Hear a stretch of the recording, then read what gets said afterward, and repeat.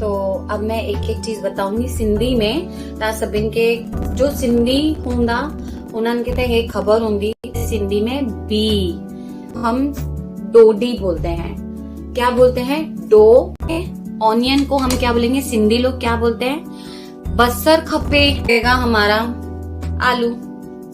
अब इसको हम सिंधी क्या बोलते हैं? सिंधी लोग पटाटा। लहसुन हिंदी में लहसुन रहेगा तो बोलते हैं थूम। अभी शायद काफी धनिया, तो हम धनिया को सिंधी में क्या बोलते हैं? धाड़ा। मिर्ची बोलते हैं मिर्च तडे। अरे ड। खंड। शुगर को हम सिंधी में क्या बोलते हैं? खंड खपे। टमाटर ही बोलते हैं। अब टमाटर बोलते थे टमाटो। टा दो में